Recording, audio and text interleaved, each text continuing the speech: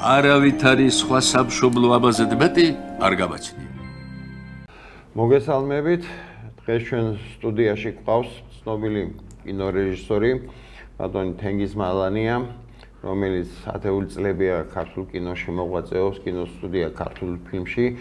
მას 60-მდე გადაღებული ნამუშევარი აქვს, როგორც დოკუმენტური, ისე მხატვრული ფილმები და დღეს ჩვენ აქ ვართ, რომ წარმოგიდგინოთ ახალი ფილმი კულტურა გადაარჩენს სამყაროს. ეს არის დოკუმენტური ფილმი კულტურის შესახებ და კულტურა მარტო კულტურად კი არ მოისაზრება, საერთოდ ჩვენი ყოფა მოისაზრება როგორც კულტურის ნაწილი. და ბატონ თენგიზ, მოგესალმებით ჩვენ სტუდიაში და უფრო დაწვრილებით რომ უამბოთ მაყურებელს აი ამ ფილმის შესახებ, რომელსაც ელჩები ესწრებოდნენ პრეზენტაციაზე და საკმაოდ ფართე გამოხმაურება მოჰყვა საზოგადოებაში. პირველ რიგში მინდა მოგესალმოთ. მე პირველად გახლავართ თქვენ სტუდიაში, ჩემთვის დიდი პატივია ამ გადაცემაში მონაწილეობის მიღება და მინდა ვუსურვოთ თქვენს კინოკომპანიას მომავალი წარმატებები, შემოქმედებითი გამარჯვებები. რაც შეეხება ახლა ამ ბოლო ფილმს, ეს ფილმი მე მინდა დიდი მადლობა გადაუხადო საქართველოს კულტურის მინისტრს ქალბატონ თინათინ რუხაძეს, რომლის პირადი ინიციატივით მოხდა ამ ფილმის დაფინანსება. ფილმი, როგორც თქვენ აღნიშნეთ, მოიცავს ძალიან ფართო ცნებას, კულტურა გადაარჩენს სამყაროს. თქვენ უკვე ბრძანეთ, რომ ეს ამ სიტყვის ყველაზე ფართო გაგებით მოიაზრება, რაშიც შედის ქვეყნებს შორის მეგობრული ურთიერთობა, შვიდობის პოლიტიკა, ეს ისტორიული, ასე ვთქვათ, დიდი აბრეშუმის გზა, რომელიც ასევე გადიოდა საქართველოზე და ეს ჩვენი ისტორიული მონაპოვარია და საამაყო ფაქტი გახლავთ. მინდა გითხრათ, რომ ჩვენს კინო პრემიერას, რომელიც კინოსალში ჩატარდა, ეს იყო 25 თებერვალი, დაესწრო ორი ელჩი, ჩინეთის ელჩი და თურქმენეთის ელჩი. ეს არც თუ ხშირი ამბავია და მე მინდა მადლობა გადაუხადო აი ამ ჩვენს ორ მეგობარ ქვეყანას, რომლებიც მობრძანდნენ მთელი თავისი, ასე ვთქვათ, დიპლომატიურ კორპუსთან ერთად და მაღალი შეფასება მიცეს ამ ფილმს. აქვე მინდა თქვა, რომ გამიზნულია ამ ფილმის პრემიერა ასევე ჩინეთის სახალხო რესპუბლიკაში და ესეც დიდი პატივია როგორც პირადად ჩემთვის, ასევე ქართული კინოსთვის, რომ აი ამ ხელა უზარმაზარ ქვეყანაში, რომელიც დღეს ლიდერად წარმოგვესახება მთელ მსოფლიოში, კიდე ერთხელ გაიჟღერებს ქართული ფილმი და აი ამ სათაურით, რომ კულტურა გადაარჩენს. ძალიან კარგი, მნიშვნელოვანია, რა თქმა უნდა, ხელოვნების თვალსაზრისითაც, კინემატოგრაფიის განვითარების თვალსაზრისითაც და პოლიტიკური თვალსაზრისითაც, რა თქმა უნდა, რომელიც ეს ერთაუბრიობაში კრებს ეს ფილმი ყველაფერს. და აი კონკრეტულად როგორ არის ფილმი აწყობილი, ეს მხატვრულ დოკუმენტურია თუ დოკუმენტურია? პრაქტიკულად მხატვრულ დოკუმენტურია. ეხლა ჩემი ხელწერა ეს ხშირად აღნიშნავენ ხოლმე, რომ ესე იგი დოკუმენტური ფილმი ზოგს ერევა ეხლა თქვენ პროფესორი ბრძანდებით, ხელოვნებაცოდნე ბრძანდებით და კარგად იცით, ზოგს დოკუმენტური ფილმი ერევა ხოლმე ქრონიკაში. ასე რომ აი ქრონიკა როა, ესე იგი საბჭოთა კავშირის დროს რო იყო, ესე იგი ნოვოსტი დნია, ესე ერქვა. ხო, კი. ხო, ის იყო ქრონიკა გადაღებული და დოკუმენტურ ფილმს ამას ეძახდნენ, მაგრამ ეხლა პროფესიონალებმა კარგად იციან, რომ დოკუმენტური ფილმი იგივე მხატვრული ფილმია, ოღონდ დოკუმენტური მასალისგან შემდგარი. კიდე კომენტარებით, ხო. ხო, ეს არავითარ შემთხვევაში ხანდახან უფრო რთულია ვიდრე დადგმითი ფილმი, იმიტომ რომ დადგმით ფილმში შენს ნებაზეა დამოკიდებული, ასე ვთქვა. კი, გადააკეთე, გადმოაკეთე ყველაფერს და აქ ვერაფერს ვერ იზრდა. და აქ ესე იგი უკვე არსებული ფილმი ან არსებული შენს მიერ გადაღებული დოკუმენტური მასალა და ეს უნდა შეკრიბო შენ და ასე წარუდგინო ადამიანებს რომლებიც საერთოდ რასაც აკეთებ პროფესიულად ყველაფერი რთულია ბატონო თენგის იოლი არაფერი არა ამ ქვეყანაზე როცა არის ხარისხზე ლაპარაკი დიახ და აი ამ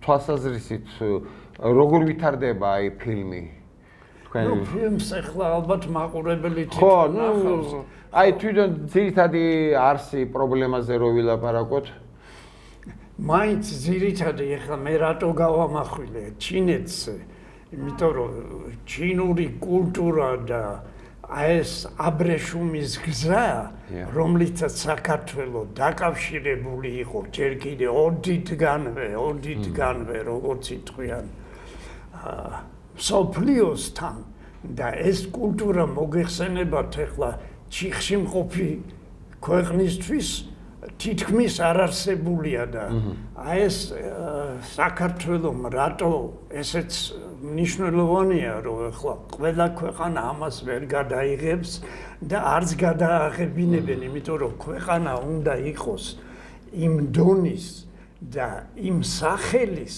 მსოფლიოში რომელსაც ექნება პრეტენზია რომ აი კულტურა გადაარჩია სამყაროს და აი ეს ჩემი დამსახურება კი არ არის, ეს არის საქართველოს დამსახურება. მრავალსაუკუნოვანი კულტურის ქვეყანა რო აი საუკუნოვანი ჩვენი საგანძურის, რომელიც მე როგორც საქართველოს ერთ ჩვეულებრივ მოქალაქეს დახვდა და რომელიც ცხოვრობს აი ამ სინამდვილეში. რომელიც აი ამ ისტორიას გადახედავს და აი კულტურის სხვათა შორის ჩინეთის ელჩიც მაგას აღნიშნავდა, რომ აი საქართველოზე გადიოდა ეს დიდი აბრეშუმის გზა, რომელიც უხსოვარი დროიდან აკავშირებდა ამ პატარა ქვეყანას აი მთელი მსოფლიოს წამყვან ცივილიზაციებთან. კი ბატონო, აი თქვენი ფილმებიდან რომელს აღნიშნავთ, აი მე მახსოვს თქვენ მეორე რეჟისორი იყავით ფილმ სერენედაზე, ხო? დიახ. და დღემდე ახსოვს ყველას, ვინც ნახავ, არ შეიძლება იმ ფილმის დავიწყება და აი რამოდენიმე კურიოზები გექნებოდათ ამ ფილმში და აი რომ მოყვეთ გადაღების პროცესი როგორ მიმდინარეობდა, იმიტომ რომ ფილმი ძალიან საინტერესოა და იუმორით ახსოვს და არ შეიძლება რომ აი გადაღების ჯგუფსაც სარქონოდეს აი ასეთი განწყობა და რაღაც მსგავსი კურიოზები, რომელიც ან კადრში არ შევიდა მერე, ან ყოფით ის გახდა სცენები გახდა, რომელიც დარჩა ყოფით ურთიერთობებში თითოეული მათგანის გონებაში და ხო არ შემოგჩეთ აი ასეთი დიდი ხანია მას შემდეგ რა თქმა უნდა, თითქმის ნახევარი საუკუნეა მას შემდეგ გასული და აი რა დაგჭათ და რას გაიხსენებთ ამ ფილმთან დაკავშირებით? დიდი მადლობა ბატონო გუბას რომ გაიხსენეთ და ჩემთვისაც პარადოქსია ხოლმე რომ აი ახალგაზრდა ხალხი რომელიც დაიბადა მაშინ როდესაც ეს ფილმი გამოვიდა ფართო ეკრანზე მართლა ზეპირად იციან და ფრაზებიც კი ახსოვთ რომელიც ესე იგი მოარული ფრაზები იყო და უფრო გასაკვირია როდესაც მე ახლა ინტერნეტში დავხეტიალობ ხოლმე ასე ვთქვათ ხო და აიქაც ხშირად არის ასე ვთქვათ გაზიარებული სხვა ქვეყნების მიერ თუნდაც რუსების მიერ და ეხლა ეს უზარმაზარი ქვეყანაა მოგეხსენებათ და ეხლა რუსები მოდებული არიან მთელ მსოფლიოში და როგორ ახსოვთ მეთქი მიკვირს რომ აი პირველ მსოფლიო კონკურსზე, როდესაც ჯერ კიდევ სატელევიზიო ფილმი ჯერ კიდევ როგორც ჟანრი იბადებოდა რა, გაიმართა ეს ბევრმა არ იცის სხვათა შორის და გაიმართა ადელაიდა ასეთი ცნობილი ქალაქია ავსტრალიაში და იქ გაიმართა მსოფლიო კონკურსი, არა ფესტივალი, სადაც ყველა შეუძლია მიიღოს მონაწილეობა, არამედ კონკურსი და აქ საბჭოთა კავშირმა წარადგინა, წარმოიდგინეთ ახლა 15 სახელმწიფოდან 15 რესპუბლიკიდან ამოიჩია საქართველოს მიერ ნაწარმოები ეს ფილმი სერენა და რომელმაც მიიღო იქ ვერცხლის პრიზი და მეორე ადგილი აიღო, ესე იგი ეს დიდი მოვლენა იყო. კი, მithumetes მაშინ და ახლა ახალფეხადგმული იმისთვის ჩვენი მოკლემეტრაჟიანი ფილმებისთვის რა თქმა უნდა მნიშვნელოვანი იყო ეს გამარჯვება და ხო და ავტორი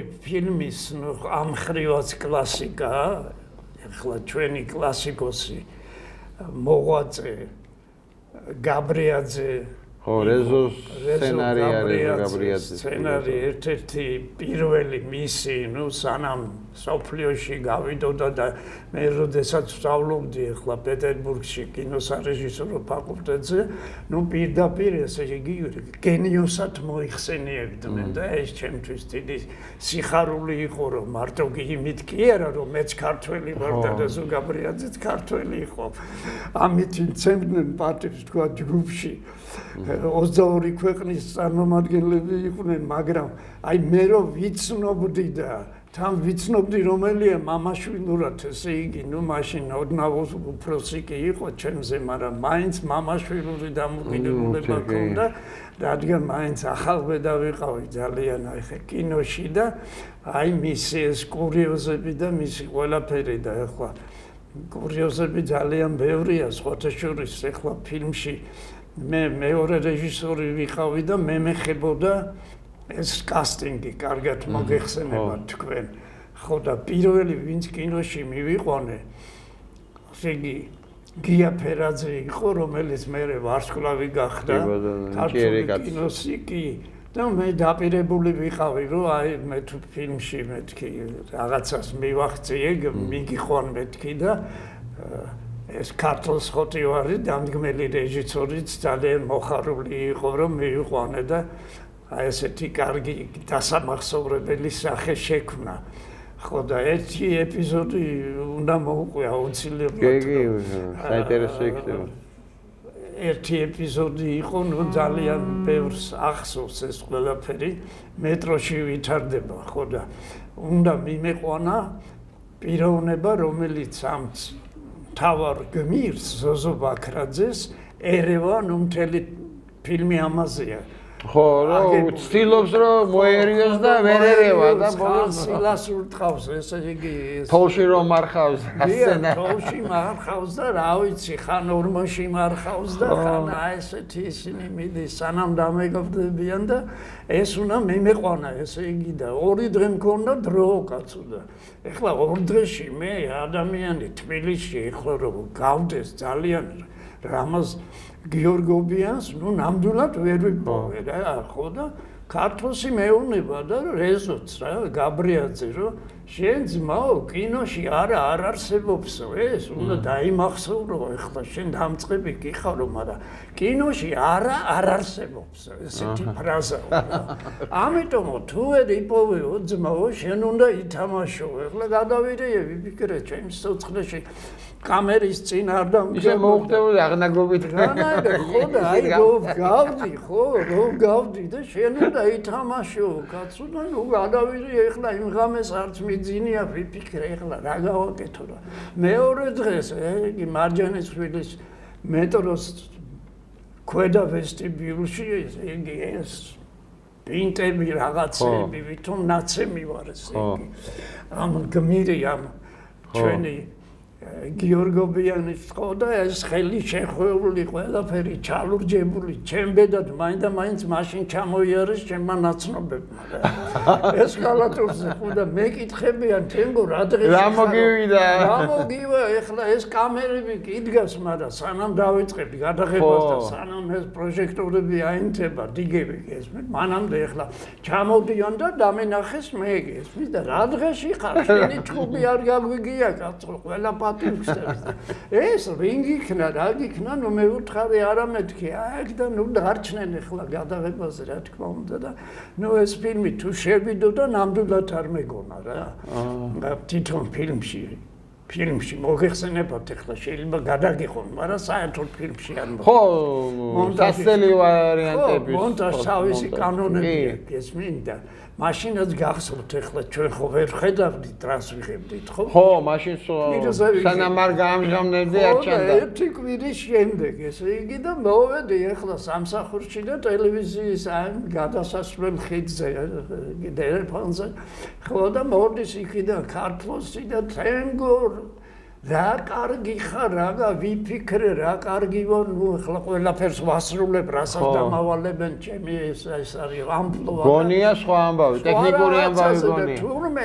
ეს გამოსულა უკვე ეს ლაბორატორიიდან და ეს რა თქმა უნდა ნახა დამდგმელმა რეჟისორმა და ნუ ასე იგი მაგაიხა შეხვალ დამტკიცებული ხარ როლზე ხალხი ფილმში შეხვალ მოკლედ და ნუ მაშინაც ესეთი მე რა მოხდა რამაზი საიდან გაჩნდა მე ნუ რამაზი რა თქმა უნდა არა რამაზი ჩვენ აყვანილი ყავდა მაგრამ აქ ესეთი ვარიანტი იყო რომ რამაში ეშლებოდა ამ თავარ გმირს რამაში მე უნდა შევშლოდი რა თვითონ ეპიზოდი ხო ზოზოს უნდა შევშლოდი ამაში და აი ეს კაცი რომ ვერ მიპოვა მე ვითამაშე რა ასე რომ მე ბუნებრივია გაგძელდა ყველაფერი და მე ეს ცხონებული რამაზ გიორგობიანის რეჟისორი გახდა და მეც პეტერბურგში წავედი და ორივე რეჟისორები გავხდი და ასე რომ ეს ფილმი იყო ჩვენთვის ტრამპლინი ერთგვარი რა რომ ორი ეს დიდი პიროვნება რა და თვითონ მსახიობების და რეზო გაბრიაძე რომლის იუბილე აეხლა ხან იყო და კიდე ერთხელ კი 90 წელი შეუსრულდა და 90 წლის კაცი და კიდე შესულია ამ ოქროს მსოფლიოს ოქროს ფონდშია შესული და რამდენი ფილმის სცენარის ავტორია ყველა მნიშვნელოვანია და ყველა სახსოვს ჩვენ მაყურებელს კლასიკოსად მოიაზრება კი ბატონო და კარგით აბა ახლა ნახოთ ეს ფილმი და ალბათ თავის დაბეჭდილება შეექმნება ჩვენ მაყურებელს იმედია კარგი დადებით და მნიშვნელოვანი თემიდან გამომდინარე მნიშვნელოვან საკითხს ეხება ეს ფილმი და ნახოთ და ვფიქრობ რომ საზოგადოება ძალიან დადებით ემოციებს გამოხატავს ამ ფილმისადმი.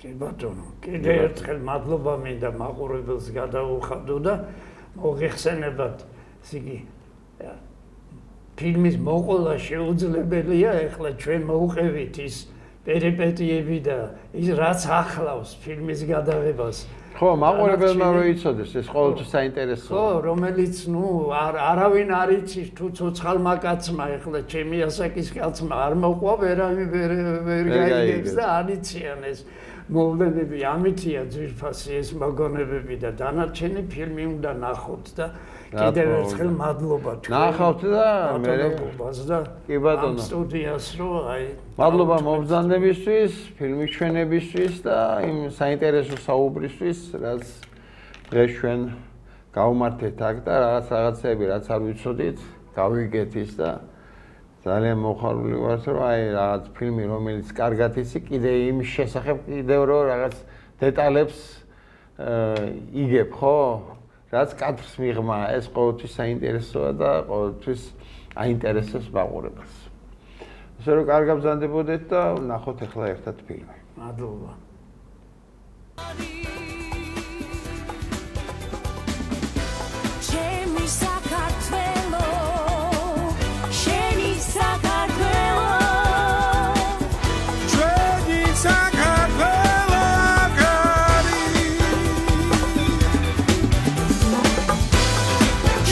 Sakartvelо ჩემი საქართველო ჩვენი საქართველო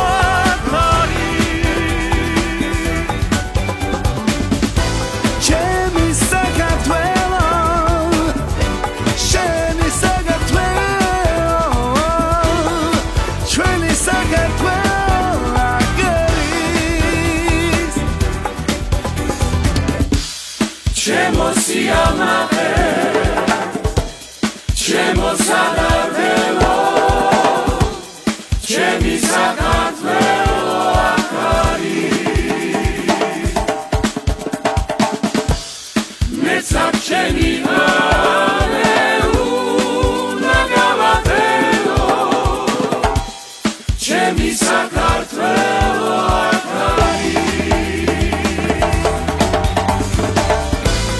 ჩემო სიამაყე ჩემო სადარდელო ჩემი საქართველო აგერის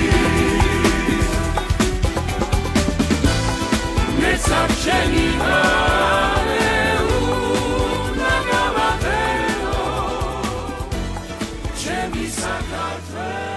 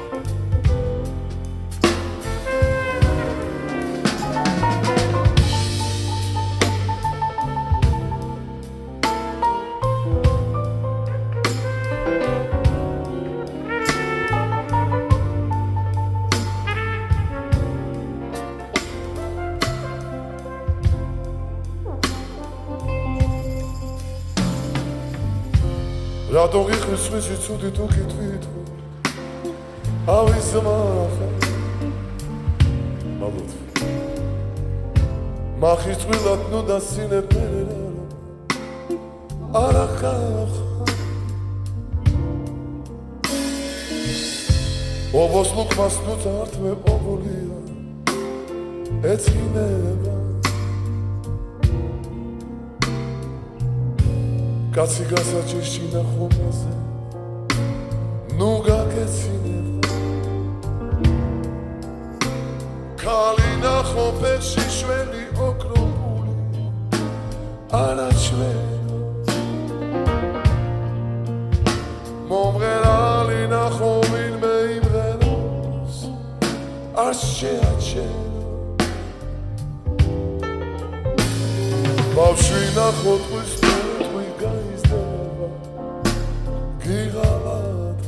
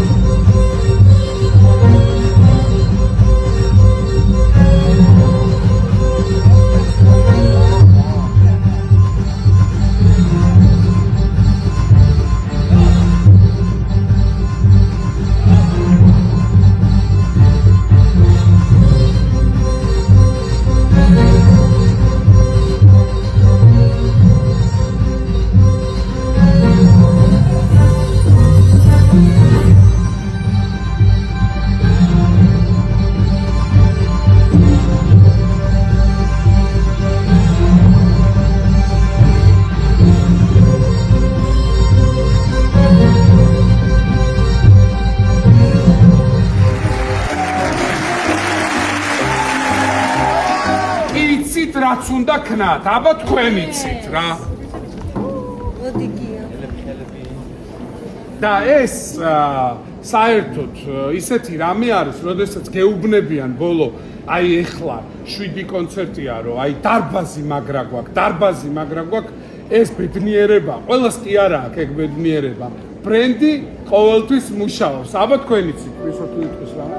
ძალა, შემართება, ენერგია, საქართველოს სახელი. აბა თქვენ იცით. 1 2 და 3.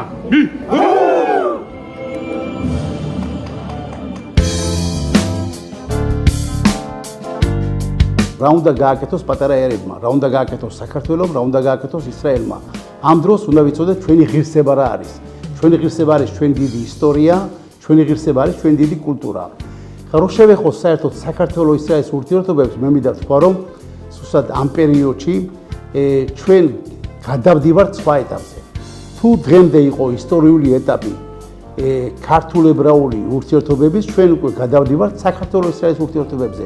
ვინაიდან ძალიან ბევრ ქვეყანაში, ისევ საქართველოში, თითქმის 95%-ზე მეტმა ებრაელმა უკვე დაბრუნდა სამშობლოში. ეს იყო, რა თქმა უნდა, იყო ბუნებრივი, ისრაელის ქვეყანა შეიქმნა და ჩამოყალიბდა, ებრაელები ბრუნდებიან თავიანთ სახლში.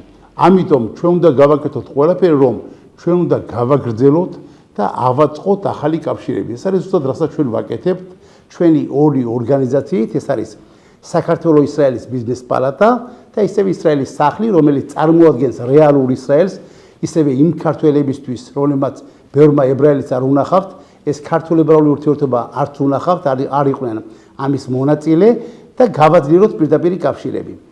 ესე იგი, მე მინდა წინა ეტაპზე შევიდე, ეს არის, როდესაც მილიონამდე ებრაელი დაბრუნდა ყოფილ საბჭოთა კავშირიდან ისრაელში. ეს რომ ებრაელები დაბრუნდა, ეს ბუნებრივია, დღესაც დაბრუნდებიან ებრაელები მსოფლიოდან. მე მჯერა რომ მილიონი თუ 2 მილიონი ებრაელი დაბრუნდა, ვინაიდან მსოფლიო დაანახა თავის სახე და არის უდიდესი ანტისემიტიზმი, მაგრამ მე მინდა შევეხო იმ ნაწილს, რაც საქართველოს და ისრაელს ეხება. მინდა ვთქვა, რომ საქართველო იყო პირველი ქვეყანა 1989 წლიდან, რომელმაც კარი გაუღო ისრაელს. კარი გაუღო არა მხოლოდ ისრაელს, მსოფლიო ებრაელობას, რომ შემოსულიყვნენ საქართველოში და ეს დიდი პროცესი, მილიონი ებრაელის დაბრუნება საბჭოთა კავშირიდან დაიწყო საქართველოში.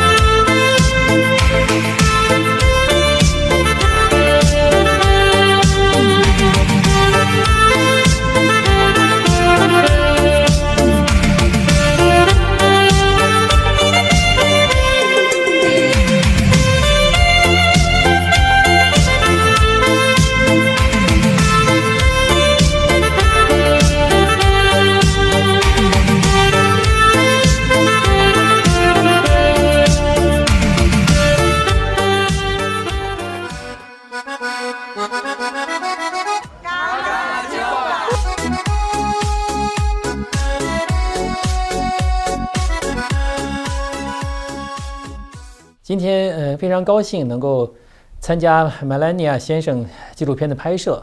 我想呢，这个文明这个主题呢，是中俄两国人民共同关心的。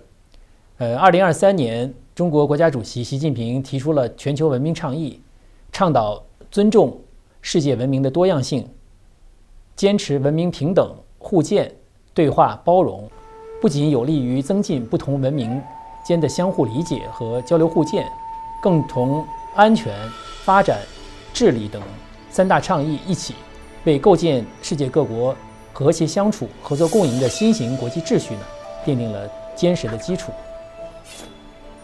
几千年前，古老的丝绸之路呢，连接了东方与西方，也把中国和格鲁吉亚连接在一起。中国的丝绸、瓷器通过丝绸之路呢，来到了美丽的格鲁吉亚。格鲁吉亚的葡萄和美酒也经过中亚传到了中国。丝路精神的核心理念就是和平合作、开放包容、互学互鉴和互益共赢。这条路不仅是古老和现代的贸易通道，同时呢，也是促进我们互利合作和经济发展、和平共处、文化交流的友谊和桥梁，是全球不同文明间相互借鉴交流的具体实践。中国茶人刘俊洲呢，在100多年前带着中国的茶树种子来到了格鲁吉亚。这个故事呢，就是中国文化交流、民心相通的一个生动的实践。刘俊洲先生呢，为格鲁吉亚的茶产业呢发展奠定了基础，使格鲁吉亚茶呢一度在俄罗斯帝国和前苏联时期呢享有盛誉。他的全部5个子女和多位孙辈呢，都在从事教育和文化交流工作，成为推动中俄两国文化交流、培养两国友好接班人的新的使者。他的孙辈之一的刘光文教授呢，自1958年来到格鲁吉亚留学并定居后呢，长期从事中文教学和中国学的研究，为格鲁吉亚培养了几代的汉学家，也是格鲁吉亚中文教学和中国学研究的奠基人。可以说，他们刘氏一族呢，也是中俄友谊发展的一个见证人和积极力量。2015年呢，中俄两国签署了“一带一路”共建的合作文件，使得古老的丝绸之路焕发出新的魅力，同时呢，进一步促进了中俄关系呢焕发出新的生机。两国积极推动“一带一路”倡议和中间走廊的构想对接，共同推进跨里海国际运输走廊的建设。这个持续深化互联互通合作呢，可以说是我们呢2023年建立战略伙伴关系呢，两国各领域的合作，包括交流呢加速发展。根据中方的统计，2024年两国的贸易额呢达到了22.6亿美元，同比增长10%。中国呢已经成为了格鲁吉亚的第4大贸易伙伴。今年前7个月呢，双边的贸易额达到了15.3亿美元，同比增幅呢更高达20%。双方已经完成了自贸协定升级谈判，可以说未来两国贸易的便利化水平呢将进一步提高。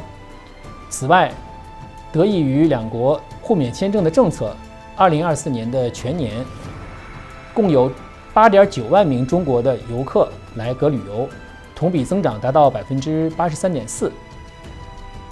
2025年的1至9月呢，中国游客抵格的数量呢已经超过了去年的总和，达到了9.6万，同比增幅呢是44.9%。今年呢，两国教育部签署了高等学历互认的协定，中文呢也首次被纳入了格鲁吉亚公立中小学的外语教学科目。双方旅游、人文交流等各领域的合作呢不断拓展，进一步丰富了两国战略伙伴关系的内涵。中国和格鲁吉亚各领域合作成果丰硕，证明了平等、尊重、合作、共赢的巨大的力量。中国和格鲁吉亚都有悠久的文明历史，同时呢，我们两国人民都热爱独立、自由，尊重我们的传统文化。我们两国人民都非常的热情好客，几千年的文明和智慧，使我们更加珍视和理解和平与发展。当今世界并不太平，冷战思维、霸权主义、保护主义等思潮呢甚嚣尘上。乌克兰危机呢就在眼前，中东局势仍然动荡，人类应当向何处去？中国的答案就是习近平主席提出的4大全球倡议，就是要推动构建人类命运共同体。我们相信和平、发展、公平、正义、民主、自由是世界各国人民的共同追求。我们要以更加宽广的胸怀理解不同文明对价值内涵的认识，不能将一国或者是自身的价值观和模式强加于人，不能够搞意识形态对抗。我相信，只要我们各国坚持平等交流、开放合作、互利共赢，坚持主权平等和不同文明间的平等和尊重，就一定能够克服眼前的困难、挑战和动荡，推动人类现代化进程，构建更加公正合理的全球治理体系，携手迈向人类命运共同体。谢谢大家，滴滴马的老板。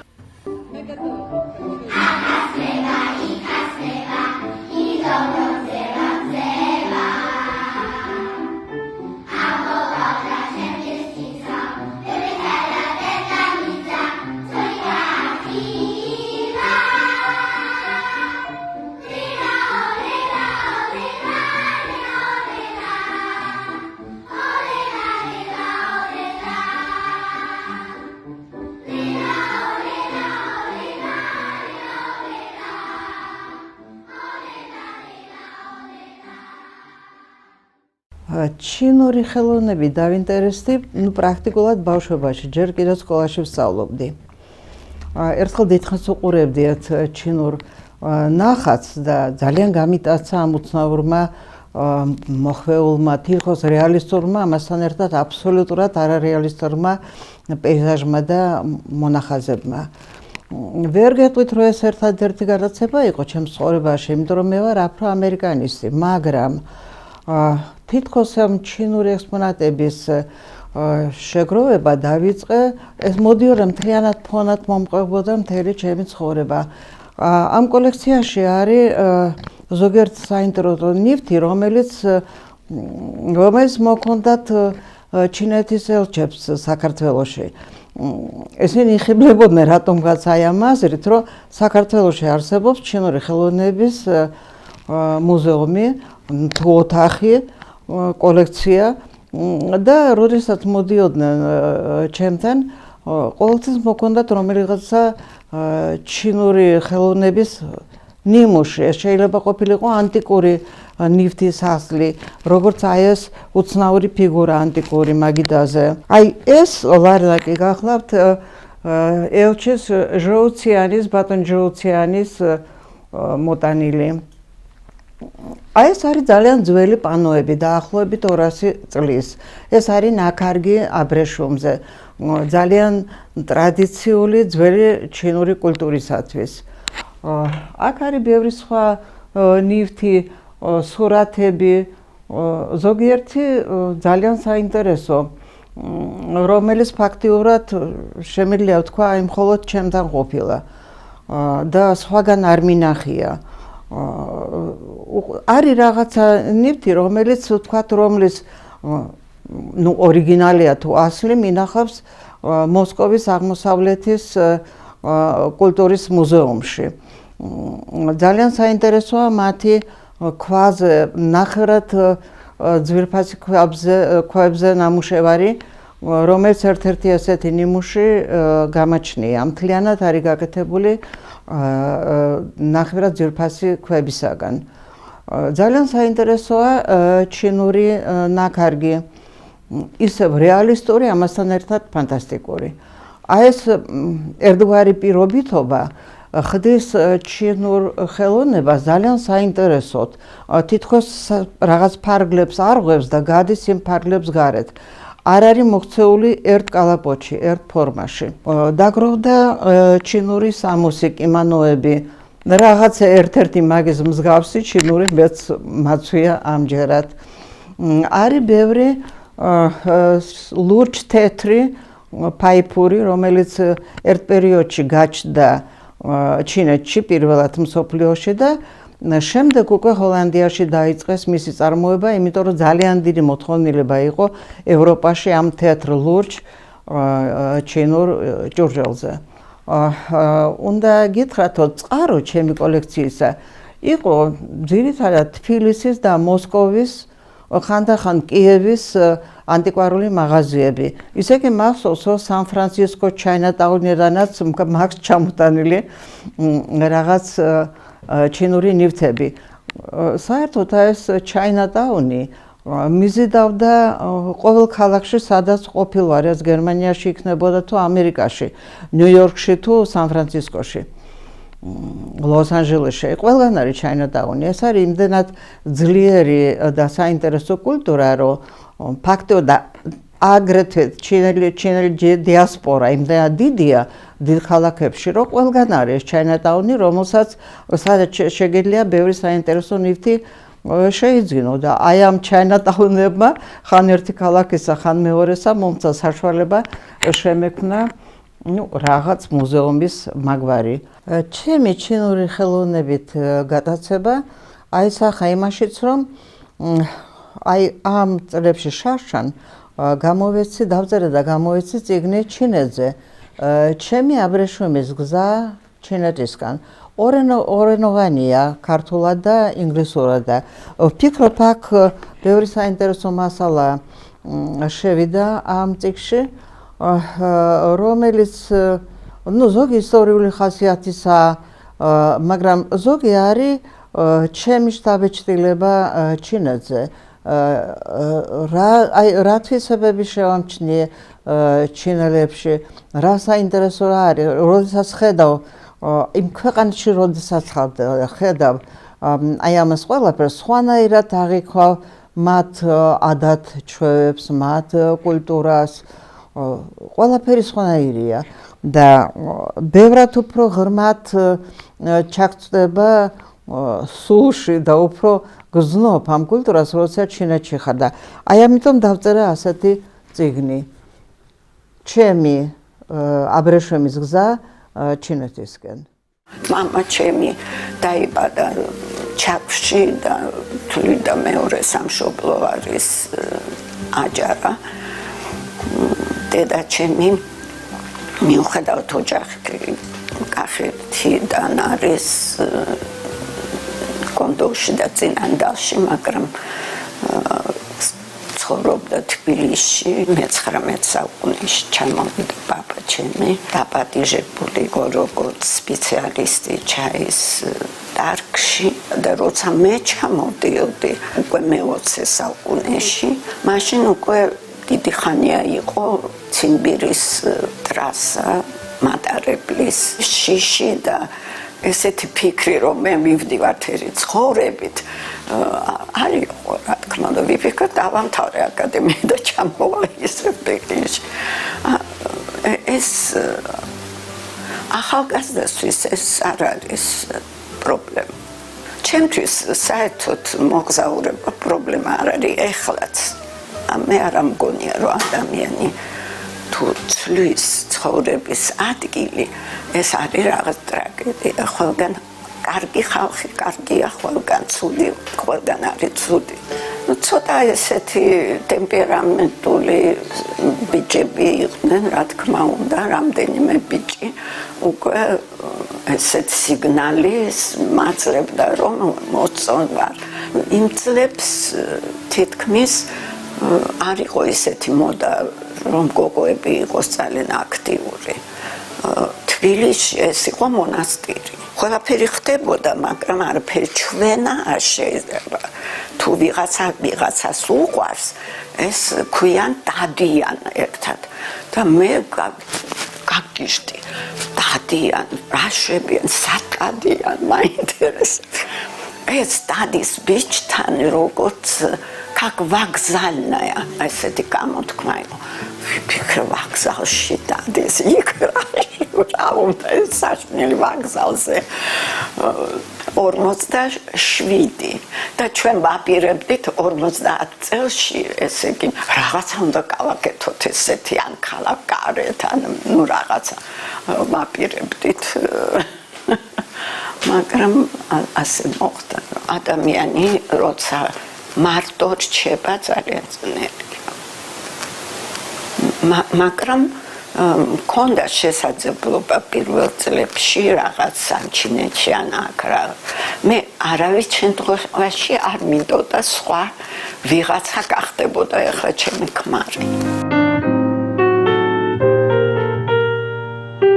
საქართველო ესეთი ქვეყანა რომ ყველა კუთხები ანდა ძალიან ლამაზია, ანდა ძალიან კარგი ხალხია, ანდა განსაკუთრებული ლამაზი ხალხი, ან ჩუიანი, ზოგი ძალიან მოყვარეული. ჩვენ ერთი თვით ცხოვრობდით მენში. მე ესეთი სტუმრის მოყვარება არჩინეთში მინახე, როგორც სამეგრელოში ვნახე. ნუ სვანები კიდე სხვანაირი. ძალიან მორიდებული, თავშეკავებული, ყველგან არის ლამაზი, ყველგან არის კარგი ყავა, ბევრი წყალი. მე ტიპიური თბილისელი ვარ. სოფლიოში ნაკლებად არსებობს ეგეთი ქალაქი.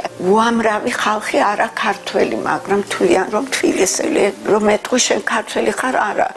მაგრამ თბილისელი ვარ, ნუ ეს არის უკვე მორჩა. ცით რა კონფუციეს თქვა ესეთი რაღაცა, რომ სამი ადამიანი თუ დადის, ამათ შორის ერთი შეუძლია გახდეს შენი მასწავლებელი. ესე იგი, გზაში რომ შეხვდება ადამიანი, ძირითადად ეს ადამიანი რაღაცაში გასწავლის.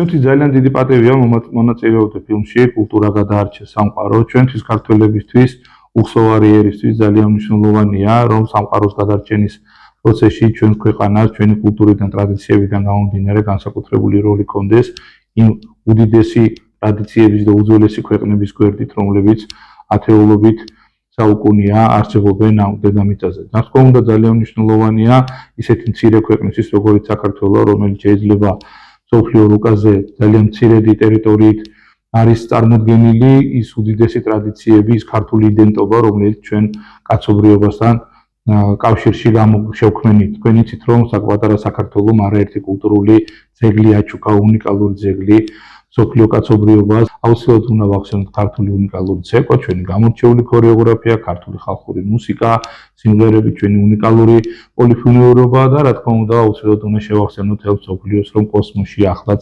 ამაყად გაისმის ქართული ჩაკრული. ძალიან მნიშვნელოვანია, რომ ჩვენ ათეულობით საუკუნის მანძილზე შევინარჩუნეთ ქართული იდენტობა და ქართული კულტურა და ტრადიციები. საქართველოს საუკუნეების წინ იყო ჩართული სხვადასხვა სახელმწიფოებთან, როგორც პოლიტიკურ, ასევე ეკონომიკურ ურთიერთობებში და ყველას კარგად გვახსოვს ჩვენ უნიკალური გეოგრაფიული მდგომარეობიდან გამომდინარე ის უნიკალური როლი და ფუნქცია, რომელიც ყოველთვის ჰქონდა ჩვენს ქვეყანას, გავიხსენოთ რა თქმა უნდა აუცილებლად აბრეშუმი გზა, რომელიც თითქმის 12000 კილომეტრი იყო, აკავშირებდა აღმოსავლეთს და დასავლეთს, აკავშირებდა ჩრდილოეთს და სამხრეთს და ეს ფუნქცია ჩვენ ერთისგან და ჩვენი ადგილმდებარეობიდან გვევერგო და საუკუნეების წინ საქართველოს როგორც გითხარით ახერხებდა არა მხოლოდ სახელმწიფოებთან, მათ შორის სხვადასხვა ერებთან, სხვადასხვა რელიგიის თუ კონფესიის წარმომადგენლებთან ურთიერთობას და ჩვენს ტერიტორიაზე უამრავი ადამიანი გადაადგილდებოდა, იყო მშვიდობიანი თანაცხოვრების კულტურა განვითარებული, იყავით ძალიან ტოლერანტული ერი და აქაც ჩვენ მიუხედავად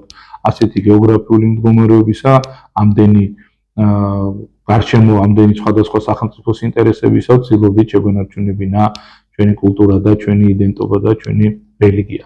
ჩვენ თუ ახსენეთ აბრეშუმის გზა და რა თქმა უნდა აუცილებლად უნდა ვახსენოთ აბრეშუმის გზის თბილისის ფორუმი, რომელიც იცით თქვენ უკვე ტრადიციულად ტარდება ჩვენს ქვეყანაში, ესწრება 70-მდე სახელმწიფო, მათ შორის შუა აზიის, ცენტრალური აზიის სახელმწიფოები, ევროპული სახელმწიფოები და აქაც მუდმივად ხდება ხაზგასმა ჩვენი გეოგრაფიული მდგომარეობის და ჩვენი იმ უნიკალური ფუნქციის რაც სწორედ ჩვენი გეოპოლიტიკური მდგომარეობიდან გამომდინარეობს. ძალიან მნიშვნელოვანია ამ პროცესში ქართული ხალხის ჩართულობა, რადგან საქართველოს მთავრობა, საქართველოს პარლამენტი ყველაფერს აკეთებს იმისათვის, რომ კიდევ უფრო მეტად გამოიკვეთოს ამ პროცესში ჩვენი სახელმწიფოს როლი, კიდევ უფრო მეტად შეიძინოს ჩვენო ქვეყანამ აღნიშნული ფუნქცია, შუადერეფნის განვითარება, რკინიგზის, ავიამიმოსვლის, სახმელეთო ტრანსპორტის განვითარების ეს ყველაფერი ეკონომიკურ სიკეთეებთან ერთად პირველ რიგში უსაფრთხოების საკითხებს უკავშირდება, ამიტომ ჩვენთვის მნიშვნელოვანია ჩინეთთან პარტნიორობა, სხვა ჩვენ ტრადიციულ მეგობარ სახელმწიფოებთან იმისათვის, რომ კიდევ უფრო მეტად გავაყრონოთ როგორც პოლიტიკური, ასევე ეკონომიკური ურთიერთობები.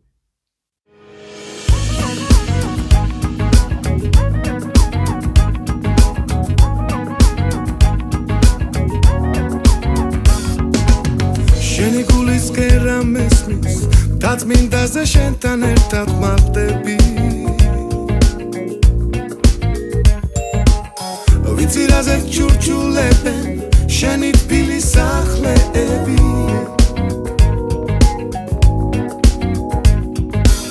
შენი ძველი ქუჩები და შენი ედენ ბაღები.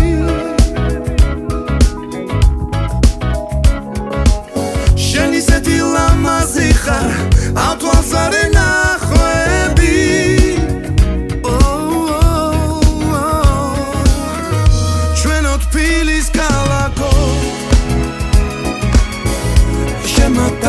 Citara Sheni khare ogondas Mesulara mindara Sheno filis kalako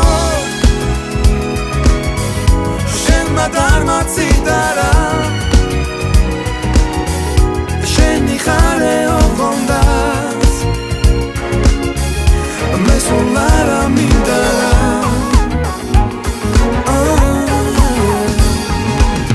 Ვიცი როგორ გაჩდი ქვეყნად კარგად ვიცი რა კაცებს ჩიგდილია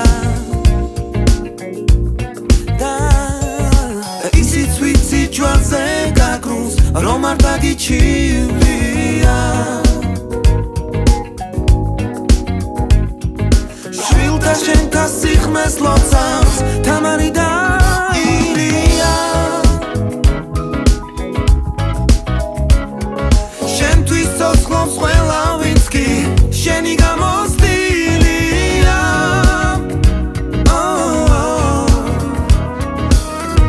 ჩვენო თბილის ქალაქო შენმა დარმა ციტარა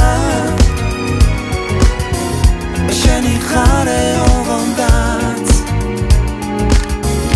მე სულ არ ამინდა ჩვენო თბილის ქალაქო შენმა დარმა ციტარა შენი ხარე ოღონდაც მე სულ არ ამინდა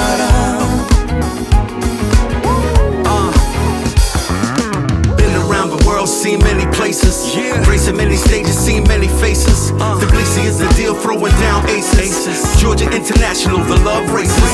Cobblestone towns where soccer get down. And poetry in motion, rocking like James Brown. See Naricala, Carlos Data, mother of Georgia, no one greater. Yeah, yo, spread the love. Don't stop, don't stop.